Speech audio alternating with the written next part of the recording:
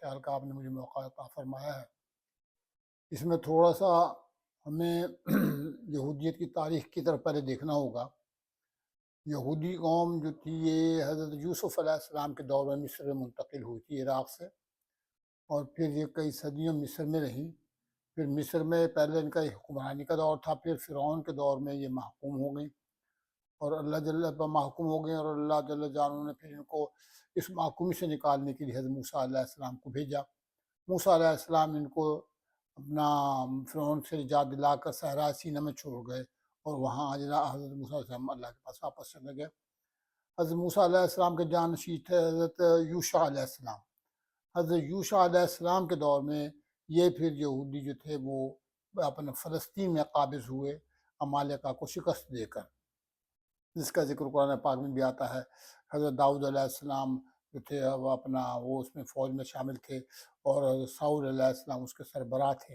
اور اس طرح پھر فلسطین میں ان کا ایک اقتدار قائم ہوا، اور یہ اقتدار تقریباً 90 سال قائم رہا حضرت داؤد علیہ السلام، حضرت سلیمان علیہ السلام کے دور میں۔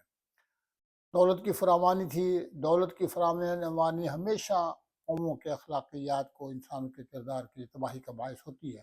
مختصر یہ کہ دولت کی فراوانی کی بنا پر یہ پھر ریاست حضرت سلیمان علیہ السلام کی وفات کے بعد 2 حصوں میں تقسیم ہو گئی۔ ایک حصہ جو ہے حضرت سلیمان علیہ السلام کے بیٹے کے پاس آ گیا، اور دوسرا حصہ حضرت سلیمان علیہ السلام کے ایک سیکٹری تھے ان کے پاس آ گیا، اور یہ 2 حصے علیحدہ علیحدہ ہو گئے۔ ایک کا نام جو تھا وہ اسرائیلی اسٹیٹ بنا، دوسرے کا نام جورڈیا بنا۔ ان میں سے پھر عراق کے حکمران نے، فرگوسن نے پہلے حملہ کیا اسرائیلی ریاست پر، اور اس کے بعد یہ حضرت عیسیٰ علیہ السلام سے تقریباً 650 سال پہلے بخت نصر نے حملہ کیا، اور یہ وہ ریاست، اسرائیلی ریاست جو 10 قبیلوں پر مشتمل تھی، اس کا اپنا جو تھا وہ نقشہ جو ہے دنیا سے مٹ گیا، اور بخت نصر ان سب کو غلام بنا کر قید کر کے اپنے ساتھ عراق لے گیا۔ اب دوسری سلطنت بچی تھی یہودا کے نام سے۔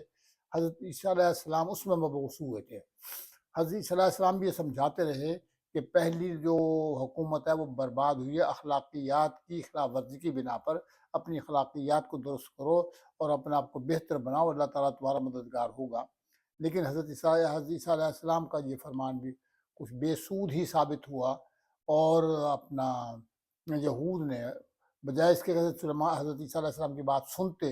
انہوں نے حضرت عیسیٰ علیہ السلام کے قتل کا پروگرام بنایا، اور اس کا نتیجہ یہ ہوا کہ حضرت عیسیٰ علیہ السلام کے 70 سال کے بعد رومی حکمران ٹائٹس رومی نے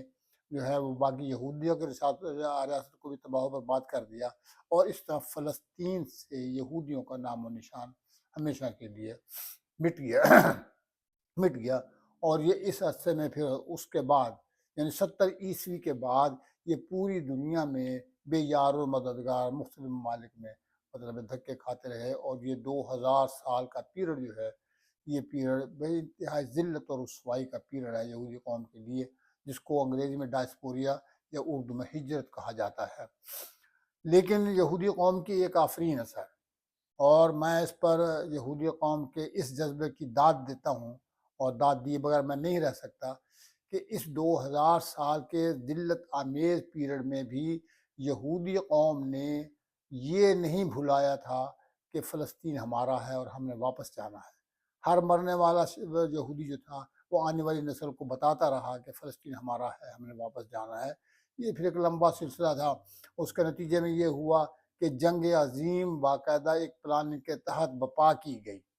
اس جنگ عظیم کے پس پردہ بھی یہودی ذہن تھا، اور اس کا بنیادی مقصد یہ تھا کہ ٹرکی جو کمزور ہو چکا ہے، اس کو مطلب اب اس کو اپنا عالمی سیاست نام میں سے تھوڑا سا ایک طرف کیا جائے۔ چنانچہ ٹرکی کی شکست کے بعد تو یہ ہوا کہ یہودیوں نے کوشش کی، اور بلکہ یہ اپنا جو ہمارے آخری حکمران تھے ٹرکی کے، ان کے پاس یہودی اکٹھے ہو کر گئے، اور انہوں نے یہ آفر کی کہ کیا کہتے ہیں، ٹرکی جو ہے وہ جنگ کی وجہ پر کافی کمزور ہو چکا ہے، اور اگر ہمیں یعنی یہودیوں کو فلسطین میں بحیثیت قوم کے بسنے کی اجازت دے دی جائے تو ہم ٹرکی کے تمام جو ہے اخراجات پورے کرنے کے لیے تیار ہیں۔ لیکن سلطان خلیفہ اب نہیں مانا تھا۔ اس کی وجہ یہ تھی کہ رسول اللہ صلی اللہ علیہ وسلم یہ ایک فرمان جاری فرما گئے تھے، اور وہ یہ تھا کہ اخرج الجہود والنصارى من جزیرۃ العرب، کہ سیاسی قوت کی حیثیت سے یہودیوں اور عیسائیوں کو جزیرہ عرب میں باقی نہیں رکھنا، ویسے رہیں 100 مرتبہ رہیں لیکن ایک سیاسی قوت کے طور پر نہیں۔ تو اپنا ترکی کا سلطان اس بات پر ایگری نہیں ہوا۔ پھر یہی آفر یہودیوں نے برطانیہ سے کی، اور پھر برطانیہ نے یہ کیا کہ اس کو فلسطین کو پہلے اپنے کنٹرول میں رکھا، باقی علاقے ادھر ادھر تقسیم کر دیے گئے، اور کنٹرول میں رکھنے کے بعد پھر یہودیوں کو وہاں ایک بحیثیت قوم کے جو ہے وہ رہنے کی اجازت دے دی گئی، اور